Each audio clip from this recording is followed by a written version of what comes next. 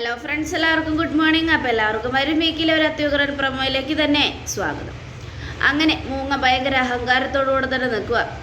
ഇത്രയും വലിയൊരു രാജയോഗം എനിക്ക് ഈ വയസ്സാം കാലത്ത് കിട്ടുമെന്ന് സ്വപ്നത്തിൽ പോലും ഞാൻ കരുതിയില്ല. എന്തൊരു യോഗം ഇത് എന്നും പറഞ്ഞ് മൂങ്ങ അവിടെ നിന്ന് അങ്ങോട്ട് പോവുക. മൂങ്ങ പോയി കഴിഞ്ഞതും സ്റ്റാഫുകൾക്കെല്ലാം ദേഷ്യം കയറി. ഇവരേത് എവിടെ നിന്നാ വന്നേന്നാവോ? മനുഷ്യൻ്റെ സമാധാനം കളയാനായിട്ട് ഓരോന്നും എങ്ങനെ വന്നോളൂ. എന്തൊരു കഷ്ടം! ഇവരെന്തിനാ നമ്മളായിട്ട് ഇങ്ങനെ ഭരിക്കുന്നേ? കാർത്തിക മേഡം ഒരു പാവമല്ലേ. സത്യം പറഞ്ഞ മേഡം ആണല്ലോ അതിൻ്റെ ഓണർ. അതുകൊണ്ട് നമുക്ക് മേഡത്തിൻ്റെ വാക്കുകൾ കേട്ടാൽ മതി. ഇവർ പറയുന്നൊന്നും കേൾക്കണ്ട. പക്ഷേ കാർത്തിക മേഡം എല്ലാം അവരെയാണല്ലോ ഏൽപ്പിക്കുന്നത്. നമ്മുടെ മുമ്പിൽ വെച്ച് തന്നെ അവരെല്ലാം ഏൽപ്പിക്കുന്നത് കണ്ടില്ലേ? അതുകൊണ്ട് എൻ്റെ സങ്കടം. സാരമില്ല, കുറച്ച് ദിവസം സഹിക്കാം. എന്തായാലും ഇവരൊക്കെ കാർത്തിക മേഡത്തിൻ്റെ ശത്രുക്കളാണെന്നാണ് എനിക്ക് തോന്നുന്നത്. അതുകൊണ്ടാണ് കൂടെ നിർത്തിയിരിക്കുന്നത്. എന്തായാലും നമുക്ക് നോക്കാം എന്നൊക്കെ പറഞ്ഞ് അവരിങ്ങനെ സംസാരിച്ചുകൊണ്ട് നിൽക്കുക. ഈ സമയം മൂങ്ങ അങ്ങോട്ട് പോയിട്ട് മൂങ്ങയും ഓരോന്ന് ആലോചിക്കണം. എൻ്റെ മോനും കൊച്ചുമോനും എനിക്കും ഇനി ജീവിതകാലം മുഴുവനും സന്തോഷത്തിൻ്റെ നാളുകളാണ്. ഞങ്ങളെ തള്ളിപ്പറഞ്ഞവരൊക്കെ ഇനി ഞങ്ങളെ പുകഴ്ത്തി പറയും. വയസ്സാം കാലത്ത് അമ്മമ്മയ്ക്ക് രാജയോഗം ഉണ്ടായെന്ന് പറയും. എല്ലാം എൻ്റെ കൊച്ചുമോൻ്റെ ജാതകപ്രകാരം ഉണ്ടായ ഭാഗ്യമാണ് എന്നും പറഞ്ഞ് നമ്മുടെ മൂങ്ങ അങ്ങനെ നടക്കുക. ഇതേ സമയം പിന്നീട് കാണിക്കുന്നത് പ്രകാശനെയും കാർത്തികയുമാണ്. അച്ഛാ, ഇനി വൈകിക്കേണ്ട. എത്രയും പെട്ടെന്ന് കോടതി കൂടുമ്പോൾ വിക്രത്തെ നമുക്ക് പുറത്തിറക്കാനുള്ള ഏർപ്പാട് ചെയ്യാം. അത് കേട്ടതും പ്രകാശന് ഭയങ്കര സന്തോഷമായി. സത്യമാണോ മോളെ പറയുന്നേ? സത്യം അച്ഛാ, ഞാൻ വക്കീലിനെയൊക്കെ ഏർപ്പാടാക്കിയിട്ടുണ്ട്. എന്തായാലും കോടതി എപ്പോഴാണ് കൂടുന്നത്? നാളെ കൂടുമെന്നാണ് മോളെ പറഞ്ഞത്. എന്നാൽ ഞാനും കൂടെ വരാം എന്നും പറഞ്ഞുകൊണ്ട് നമ്മുടെ കാർത്തിക പ്രകാശനോടൊപ്പം പോവുകയാണ്. അങ്ങനെ പ്രകാശനോടൊപ്പം പോയി കഴിഞ്ഞപ്പോൾ കോടതി കൂടിയ സമയത്ത് പ്രകാശ് വിക്രത്തിന് ജാമ്യം അനുവദിക്കുകയാണ്. കാർത്തികയുടെ പണബലത്തിലാണ് വക്കീല് വിക്രത്തിന് ജാമ്യം മേടിച്ചു കൊടുത്തത്. അപ്പോൾ പ്രകാശന് ഒരുപാട് സന്തോഷമായിട മക്കളെ, സന്തോഷമായി. ഇന്ന് മോൻ ജാമ്യത്തിലിറങ്ങി. എന്തായാലും അച്ഛന് ഒരുപാട് സന്തോഷമായി. മോളെ, ഇനി എൻ്റെ മോന് തിരിച്ച് ജയിലിലേക്ക് പോകേണ്ടി വരില്ലല്ലോ? ഇല്ലച്ചാ, ഒരിക്കലുമില്ല. അതിനുള്ള കാര്യങ്ങളൊക്കെ നോക്കാൻ ഞാൻ വക്കീലിനോട് പറഞ്ഞിട്ടുണ്ട്. അച്ഛൻ സമാധാനമായിട്ടിരിക്കെ. ഇനി എന്തായാലും വിക്രത്തിന് ജയിലിലേക്ക് പോകേണ്ടി വരില്ല. കേട്ടോടാ, നിനക്കിനി ജയിലിലേക്കൊന്നും പോകേണ്ടി വരില്ല. നീ ഇനി അടങ്ങി ഒതുങ്ങി ജീവിച്ചാൽ മതി. പിന്നെ നിനക്ക് എന്തായാലും ജോലി വേണമെങ്കിൽ ഞാൻ ഏർപ്പാടാക്കി തരാം. അല്ലാതെ വല്ല വഴക്കിനും പ്രശ്നത്തിനൊന്നും പോകരുത്. ഇല്ല മോളെ, എൻ്റെ മോന് ഒരു വഴക്കിനും പോകില്ല. അവനെ മനഃപൂർവ്വം പ്രശ്നം ഉണ്ടാക്കുന്നവനാക്കി മാറ്റിയെടുത്തതാ. അല്ലാതെ എൻ്റെ മോൻ ഒരു വഴക്കിനും പോകാറില്ല. അല്ല, ഇന്ന് കേസ് വാദിച്ചപ്പോൾ ഇവൻ പെരുങ്കള്ളനാണെന്നും പിന്നെ ഇവൻ മറ്റുള്ളവരെ തലക്കടിച്ചിട്ടാണ് ആ വീട്ടിൽ കയറി മോഷ്ടിക്കുന്നതെന്നൊക്കെയാണല്ലോ ഞാൻ കേട്ടത്. അതൊക്കെ വെറുതെ കള്ളക്കേസ് ഉണ്ടാക്കിയതാ. ആ കല്യാണി എന്ന് പറഞ്ഞവള്, ഞാൻ പറഞ്ഞില്ലേ, എൻ്റെ മകളാണെങ്കിലും അവൾ എന്നോട് ശത്രുതയാണ്. ചെറുപ്പം മുതലേ അവൾക്ക് ഞാൻ മാത്രമേ ഉണ്ടായിരുന്നുള്ളൂ. ഞാനായിരുന്നു അവളെ നന്നായിട്ട് സ്നേഹിച്ചുകൊണ്ടിരുന്നത്. എന്നിട്ടും ഒരു പണക്കാരനെ കിട്ടിയപ്പോൾ അവൾക്ക് അഹങ്കാരം കൂടി. അതിൻ്റെയൊക്കെ അഹങ്കാരമാണ് അവളീ കാണിച്ചത്. എൻ്റെ മോനെ ജയിലിലാക്കിയിട്ട് അവൾക്ക് എന്ത് നേട്ടവും ഉണ്ടായെന്ന് എനിക്കറിയില്ല. ഇത്രയും നാളും അവളെ ഉള്ളം കൈ കൊണ്ട് നടന്നിട്ട് അവസാനം പുറംകാലിന് തൊഴിച്ച പോലെ അവൾ ആ പണക്കാരനോടൊപ്പം ഓടിപ്പോയത്. എന്ത് ചെയ്യാനാ? അതിൻ്റെയൊക്കെ ദേഷ്യവും സങ്കടവും എനിക്ക് ഇപ്പോഴും ഉണ്ട്. പക്ഷേ അവൾ എന്നെ ഒന്ന് വന്ന് സ്നേഹിക്കുകയാണെങ്കിൽ ഉറപ്പായിട്ടും ഞാൻ അവളെ സ്നേഹിക്കും. എന്നാലും അവൾ എൻ്റെ മോനോട് ഇങ്ങനെയൊന്നും ചെയ്യണമെന്ന് ഞാൻ കരുതിയിരുന്നില്ല. അവൾ ഇങ്ങനെയൊക്കെ ചെയ്തത് എനിക്ക് നല്ല സങ്കടമുള്ള കാര്യമാണ്. അതൊക്കെ സാരമില്ല അച്ഛാ. എന്തായാലും ഞാൻ പറഞ്ഞല്ലോ, നമുക്ക് കഷ്ടകാലം വരുമ്പോൾ ചിലപ്പോൾ അത് എന്തൊക്കെ നമ്മൾ ചെയ്താലും മാറില്ല. വിക്രത്തിൻ്റെ തലയിൽ ഉണ്ടാവുമായിരിക്കും വിക്രം ജയിലിൽ കിടക്കണമെന്ന്. അങ്ങനെ സംഭവിച്ചതാ, അല്ലാതെ വേറൊന്നുമല്ല. അച്ഛൻ വിഷമിക്കൊന്നും വേണ്ട, ഇനിയൊന്നും സംഭവിക്കില്ല. അച്ഛനെ തള്ളിപ്പറഞ്ഞവരും തള്ളിക്കളഞ്ഞവരും ഒക്കെ ഇനി അച്ഛൻ്റെ മുൻപിൽ കൈയെടുത്ത് തൊഴും. അങ്ങനെയുള്ള രാജയോഗ അച്ഛന് കിട്ടിയിരിക്കുന്നത്. അച്ഛനും അച്ഛൻ്റെ മോനും ഇനി സന്തോഷമായിട്ടും സുഖമായിട്ടും ജീവിക്കാം. കേട്ടല്ലോ? വാടാ, നമുക്ക് വീട്ടിലേക്ക് പോവാം എന്നും പറഞ്ഞുകൊണ്ട് വിക്രത്തെയും പ്രകാശിനെയും വിളിച്ച് കാർത്തിക വീട്ടിലേക്ക് പോകുന്ന സമയം കാർത്തിക ആലോചിക്കണം, ഇവനും കൂടെ ഇറങ്ങേണ്ട ഒരു താമസം ഉണ്ടായിരുന്നുള്ളൂ. ഇവനും കൂടെ ഇറങ്ങിയിട്ട് വേണം എൻ്റെ പ്രതികാരം തുടങ്ങണമെന്ന് ഞാൻ ആലോചിച്ചതാ.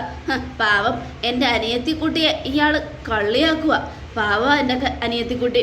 അവൾ ജനിച്ചപ്പോൾ മുതൽ അവളെ ഒരു തൊഴുത്തിലിട്ട് കഷ്ടപ്പെടുത്തിയതും പോരാണ്ട് ഇപ്പോഴും അവളെപ്പറ്റി കുറ്റം മാത്രം പറഞ്ഞു നടക്കുന്ന ഒരു തെണ്ടി അച്ഛൻ. ഇവനെ പോലൊരു അച്ഛൻ ലോകത്തൊരു പെൺമക്കൾക്കും ഉണ്ടാവരുത്.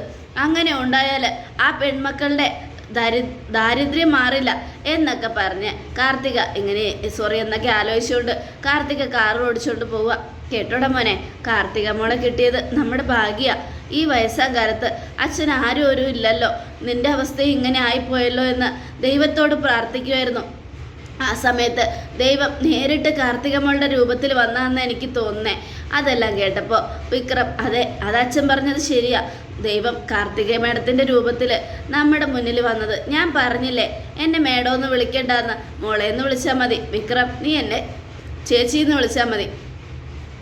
ശരി ചേച്ചി, ഞാൻ അങ്ങനെ തന്നെ വിളിച്ചോളാം എന്നൊക്കെ പറയുവാണ്.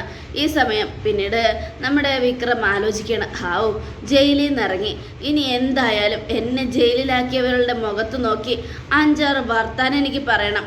അതിനു വേണ്ടി നേരെ അവളുടെ വീട്ടിലേക്ക് പോകണം എന്നൊക്കെ. ഈ സമയം പ്രകാശൻ എന്തായാലും സമാധാനമായി, എൻ്റെ മോൻ ജയിലിൽ നിന്ന് ഇറങ്ങിയല്ലോ, എല്ലാത്തിനും കാരണക്കാരി മോള് മാത്രം. മോളല്ലായിരുന്നെങ്കിൽ ഇന്ന് എൻ്റെ മോൻ ജയിലിൽ തന്നെ കിടന്നാനെ. അവരുടെ അടിയും വഴക്കും കുത്തും കൊണ്ട് എൻ്റെ മോൻ ആകെ അവശനായനെ. ഒരുപാട് നന്ദിയുണ്ട് മോളെ, ഇതിന് മോളോട് എത്ര നന്ദി പറഞ്ഞാലും തീരില്ല എന്നൊക്കെ പറഞ്ഞ് ഉപദേശിക്കുകയാണ്. ഇതെല്ലാം കേട്ടപ്പോൾ കാർത്തിക ഇതെല്ലാം തന്നെ രക്ഷിക്കാനുള്ളതല്ലടോ, തനിക്ക് വേണ്ടി ഞാൻ ഒരുക്കിയിരിക്കുന്ന കുഴിയ. താനും തൻ്റെ അമ്മയും താൻ പുന്നാരിച്ച് വളർത്തിയ തൻ്റെ മകനും ആ ഒരു കുഴിയിലേക്ക് വീഴും. ആ കുഴിയിലിട്ട് തന്നെ ഞാനും എൻ്റെ അമ്മയും എൻ്റെ അനിയത്തിമാരും കൂടെ ചേർന്ന് ചവിട്ടിക്കൂട്ടും, എന്നിട്ട് ആ കുഴിയിലിട്ട് മൂടും. തൻ്റെ അമ്മയുടെ അഹങ്കാരം ഞാൻ കാണുന്നുണ്ട്. എൻ്റെ ഫുഡ് കമ്പനിയിൽ നിന്ന് അവർ കാണിച്ചു കൂട്ടുന്ന അഹങ്കാരങ്ങളൊക്കെ ഞാൻ ക്ഷമിക്കുന്നത്. അവർക്കുള്ള വല ഞാൻ വിരിച്ചു കഴിഞ്ഞു, അതുകൊണ്ട് മാത്രമാണ്. എന്തായാലും ഇനി നടക്കാൻ പോകുന്ന കാര്യങ്ങളൊക്കെ ഞാൻ പറഞ്ഞറിയിക്കേണ്ട ആവശ്യമൊന്നുമില്ല. ദേ വരാൻ പോകുന്നത് വഴി തങ്ങില്ല എന്ന് പറഞ്ഞതുപോലെ തനിക്ക് വരാനുള്ളത് വന്നു തന്നെ തീരുവടോ എന്നും ആലോചിച്ചുകൊണ്ട് ഇങ്ങനെ പോവുകയാണ്. ഈ സമയം എന്നാൽ പിന്നെ ഞങ്ങൾ ഒരിടം വരെ പോയിട്ട് വരാം മോളെ. എവിടേക്കാച്ചാ അതൊക്കെ പറയാം, ഞാൻ വന്നിട്ട് പറയാം മോളെ. എന്നാൽ പിന്നെ അച്ഛനൊരു കാര്യം ചെയ്യേ, നടന്നൊന്നും പോകണ്ട, കാറിൽ പോയിക്കോ. ശരി മോളെ. മോനെ നമുക്കൊരു സ്ഥലം വരെ പോയിട്ട് വരാം. വാ മോനെ. എവിടേക്കാച്ചാ? മോന് കുറച്ച് സാധനങ്ങളൊക്കെ മേടിക്കാരാ. എന്തായാലും ഇത്ര നാളും ജയിലിൽ കിടന്നല്ലേ, മോന് നല്ല ആരോഗ്യത്തോടെ ഇരിക്കാനുള്ള സാധനങ്ങളൊക്കെ മേടിക്കണം. ബൂസ്റ്റും ഹോർലിക്സും പിന്നെ കുറച്ച് ഡ്രസ്സുകളും കുറച്ച് ഫ്രൂട്ട്സും ഒക്കെ മേടിക്കണം. എൻ്റെ മോൻ തല്ലുകൊണ്ട് ആകെ അവശനായി എന്നൊക്കെ പറയുക. അപ്പോൾ കാർത്തിക കുറച്ച് കാശെടുത്ത് കൊടുക്കുകയാണ് പ്രകാശിൻ്റെ കയ്യിലേക്ക്. എന്നുവെച്ചാൽ ഈ കാശും കൊണ്ട് പോയിക്കോ. അത് കേട്ടതും അയ്യോ എന്തിനാ മോളെ ഇത്രയും കാശ്? ഇതൊക്കെ എൻ്റെ മാത്രമല്ലല്ലോ, അച്ഛൻ്റെയും എൻ്റെ ആങ്ങളയുടെയും കൂടെ കാശല്ലേ, പിടിക്ക് എന്നും പറഞ്ഞുകൊണ്ട് പ്രകാശിൻ്റെ കയ്യിലേക്ക് നിർബന്ധിച്ച് വെച്ച് കൊടുക്കുക. കാശ് മേടിച്ചതും പ്രകാശൻ എന്തോ സ്വർഗം കണ്ട പോലെയായി. ഇത്രയും പണം, ഇത്രയും അധികം പണം എൻ്റെ ജീവിതത്തിൽ പോലും കണ്ടിട്ടില്ല. ഇത്രയധികം പണം. സന്തോഷമായി, ഒരുപാട് സന്തോഷമായി. എനിക്കിനി എന്ത് ചെയ്യണമെന്നറിയില്ല. ഈശ്വര, ഞാൻ ഈ പണം കൊണ്ട് ഇന്ന് ഒരുപാടടുത്ത് ചുറ്റും. വാ മക്കളെ നമുക്ക് പോയിട്ട് വരാം. എന്നാൽ പോയിട്ട് വരാം മോളെ എന്നും പറഞ്ഞുകൊണ്ട് പ്രകാശനും വിക്രമും അവിടെ നിന്നും കാറി പോവാണ്. കണ്ടോടാ അച്ഛൻ്റെ രാജയോഗം കണ്ടോടാ, ഇത് അച്ഛൻ്റെ മാത്രമല്ല നിന്റെ ജാതകത്തിൽ പറഞ്ഞതനുസരിച്ച് നമുക്ക് കിട്ടിയ രാജയോഗ. നിന്റെ അമ്മമ്മ പറയാറില്ലേ നിനക്ക് രാജയോഗം ഉണ്ടാവുമെന്ന് ജ്യോത്സ്യം പറഞ്ഞെന്ന്? അത് ശരിയാ, നിനക്ക് രാജയോഗം ഉണ്ടാവും. അതുകൊണ്ടാണ് ഇന്ന് നിനക്ക് ഇത്രയും ഭാഗ്യമൊക്കെ കിട്ടിയിരിക്കുന്നത്. എന്തായാലും ഇനി ഇവിടം പോലെ നമ്മൾ അങ്ങോട്ട് അടിച്ചു പൊളിക്കും. നമ്മൾ ശത്രുക്കളായി കണ്ടവരുടെയൊക്കെ നാവ് നമ്മൾ പിഴുതെടുക്കും. ആ കല്യാണി എന്ന് പറഞ്ഞവളുടെ മുഖത്ത് നോക്കി 5-6 വർത്താനം എനിക്ക് പറയണം. അതിനു വേണ്ടിയാ ഞാനിപ്പോൾ പോകുന്നത് എന്നൊക്കെ പറഞ്ഞുകൊണ്ട് ഇങ്ങനെ നിൽക്കുക. അതെ അച്ഛാ, അത് വേണം.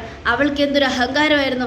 എന്നെ പോലീസുകാർ കയ്യിൽ വിലങ്ങോട്ട് കൊണ്ടുപോകുമ്പോൾ അവളുടെ മുഖം ഞാൻ ശ്രദ്ധിച്ചായിരുന്നു. അന്ന് അവൾ ജയിച്ച മട്ടിലാണ് ചിരിച്ചത്. പക്ഷെ ഇന്ന് അവളുടെ മുഖത്ത് നോക്കി എനിക്ക് വർത്താനം പറയണോ അച്ഛാ? അതിനു വേണ്ടി തന്നെ അച്ഛാ ഞാനും അച്ഛനോടൊപ്പം പോകുന്നത്. എന്തായാലും ഇനി നമ്മളെ തകർക്കാൻ ആർക്കും കഴിയില്ല. നമ്മളെ വീണ്ടും പോലീസ് പിടിച്ചുകൊണ്ട് പോയാൽ ഉറപ്പായിട്ടും കാർത്തിക എന്തെങ്കിലുമൊക്കെ ചെയ്യും, അത് ഉറപ്പാ. അതേടാ, പെൺമക്കളെ ഇഷ്ടമല്ലാത്ത എനിക്ക് ഏതാണ്ട് ഈ പ്രായത്തിൽ ഇവളെ സ്നേഹിക്കേണ്ടി വരുമെന്നാണ് തോന്നുന്നത് മോളായിട്ട്. അങ്ങനെ വിളിക്കുന്നോണ്ടാ അവൾ നമുക്ക് വേണ്ടി ഇത്രയും കാര്യങ്ങൾ ചെയ്തു തരുന്നോണ്ട് എന്തായാലും അങ്ങനെ വിളിക്കാതിരിക്കേണ്ട ആവശ്യമില്ലല്ലോ. വിളിച്ചു എന്ന് കരുതി ഇപ്പം എന്താ? എടാ പോയാൽ ഒരു വാക്കല്ലേ, കിട്ടിയാൽ നമുക്ക് കിട്ടുന്നതോ ലക്ഷക്കണക്കിന് പണം. അപ്പം പിന്നെ ഒത്തിരി പണത്തിന് വേണ്ടി മോളെ എന്നുള്ളൊരു വിളി പാഴായി പോകുന്നെങ്കിൽ അങ്ങ് പോയിക്കോട്ടെ. സ്നേഹം കാണിക്കുന്നതൊക്കെ വെറും അഭിനയമായി നിൽക്കട്ടെ. എൻ്റെ മോനെ അല്ലാതെ മറ്റാരെയും എനിക്ക് സ്നേഹിക്കാൻ പറ്റില്ല, പ്രത്യേകിച്ച് പെൺമക്കളെ. അതുകൊണ്ട് അവളോട് എനിക്കിഷ്ടമൊന്നുമില്ല. പിന്നെ മോളേന്ന് വിളിക്കുന്ന ആത്മാർത്ഥമായിട്ടുമല്ല. അതുകൊണ്ട് സാരമൊന്നുമില്ല. എന്തായാലും നമുക്ക് ഈ പണം കിട്ടാൻ വേണ്ടി എന്തും ചെയ്യണമല്ലോ എന്നൊക്കെ പറഞ്ഞ് പ്രകാശൻ ഇങ്ങനെ പോയിക്കൊണ്ടിരിക്കുക. അങ്ങനെ അവർ കല്യാണിയുടെയും കിരണിൻ്റെയും വീട്ടിലെത്തി. അവിടെ എത്തിയതും അവർ കാറിൽ നിന്ന് ഇറങ്ങിയത് വിക്രത്തിനെ കണ്ടതും കിരൺ, എന്താടാ നിന്റെ ജയിൽവാസമൊക്കെ കഴിഞ്ഞോ? നിന്നെ ജയിലിൽ നിന്ന് വിട്ടു എന്നറിഞ്ഞു. വിട്ടതല്ല, പുതിയ മാഡം നിന്റെ അച്ഛൻ്റെ മുതലാളി നിന്നെ വിടിയിപ്പിച്ചതാണെന്ന് മനസ്സിലായി. പൈസ കൊടുത്താൽ എന്തും ചെയ്യാലോ. അതേടാ, കാശ് കൊടുത്താൽ എന്തും ചെയ്യും. എൻ്റെ മാഡമേ എനിക്ക് തരുന്നതേ ലക്ഷക്കണക്കിന് പണം.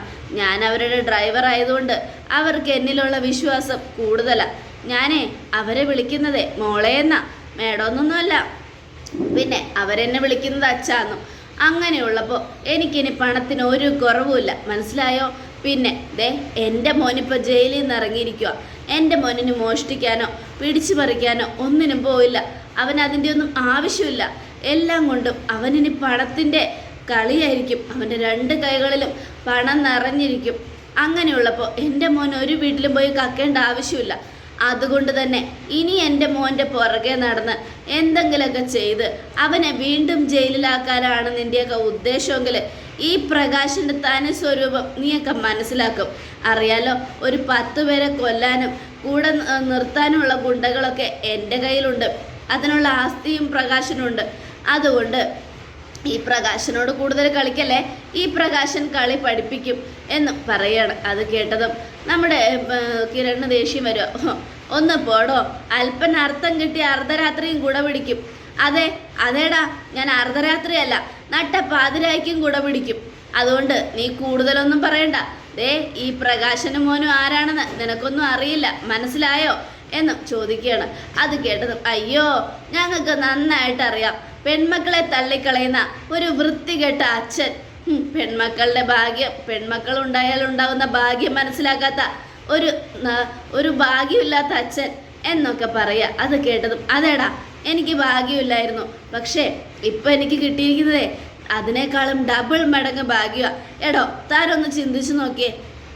താൻ പെൺമക്കളെ തള്ളിക്കളയുന്നു, ഇപ്പോഴും താൻ പറയുന്നു തനിക്ക് മാഡം അല്ല ഒരു മകളാണെന്ന്. ആ സ്നേഹം തൻ്റെ സ്വന്തം മക്കൾക്ക് കൊടുത്തിരുന്നെങ്കിൽ ഇന്ന് തനിക്ക് ഒരു കഷ്ടപ്പാടും അറിയാതെ ജീവിക്കായിരുന്നു, തൻ്റെ ഭാര്യയെ പോലെ. എന്നിട്ടും താൻ അതൊന്നും ഇതാക്കാതെ ഏതോ ഒരുത്തിയെ മോളേന്ന് വിളിക്കുന്നു, സ്വന്തം മക്കളെ തള്ളിക്കളയുന്നു. ഇങ്ങനെയുള്ള താനൊക്കെ ജീവിച്ചിരിക്കുന്നതിനേക്കാൾ നല്ലത് മരിക്കുന്നതാ. അതെ, ഇവളെയൊക്കെ മകളേന്ന് വിളിക്കുന്നതിനേക്കാൾ നല്ലത് മരിക്കുന്നത് തന്നെയാ എന്നും പ്രകാശൻ. വേണ്ട പ്രകാശേട്ടാ, വേണ്ട കിരണേട്ടാ, ഇയാൾ എന്തെങ്കിലും പറഞ്ഞോട്ടെ, നമ്മൾ അതിനനുസരിച്ച് പറഞ്ഞാൽ ഇയാൾക്ക് നമുക്ക് ഒരു വ്യത്യാസമില്ലാതെ ആയിപ്പോവും. കിരണേട്ടൻ വാ എന്നും പറഞ്ഞുകൊണ്ട് കല്യാണിയെ വിളിച്ചുകൊണ്ട് അകത്തേക്ക് പോകാനൊരുങ്ങ. പോടിപ്പോ, നിന്റെ കെട്ടിയോനെ വിളിച്ചുകൊണ്ട് നീ അകത്തേക്ക് പോ. പക്ഷേ ഇനി എനിക്കും എൻ്റെ മോനും രാജയോഗം തന്നെ. അതുകൊണ്ട് എന്തായാലും നീയൊക്കെ അനുഭവിക്കാൻ പോകുന്നതേ ഉള്ളൂ. ഈ പ്രകാശൻ്റെ തനി സ്വരൂപം ഞാൻ കാണിച്ചു തരും. ആയിക്കോട്ടെ, ഇപ്പം മോനെ വിളിച്ചുകൊണ്ട് ചെല്ലേ. ജയിലിൽ നിന്നൊക്കെ ഇറങ്ങി ഇനിയേ അധികം ആരുടെയും വീട്ടിൽ കയറി മോഷ്ടിക്കാതെ നോക്കിക്കോ. ഇനി എങ്ങാനും മോഷ്ടിച്ചാൽ വിക്രം നിന്നെ ഞാൻ പുറലോകം കാണത്തക്ക വിധം ഉള്ളിലാക്കും, മനസ്സിലായാലോ? അത് കേട്ടതും, എന്നാ നീ ഒന്ന് കാണിക്കടി, എൻ്റെ മോനെ അകത്താക്കി നീ ഒന്ന് കാണിക്ക്. അതെ, ഞാൻ പറഞ്ഞില്ലേ, ഇനി എൻ്റെ മോനെ അകത്താക്കിയാലും എൻ്റെ മോനെ പുറത്തു കൊണ്ടുവരാനുള്ള എല്ലാ കഴിവും എനിക്കുണ്ട്. എൻ്റെ കയ്യിൽ ലക്ഷക്കണക്കിന് പണമുണ്ട്.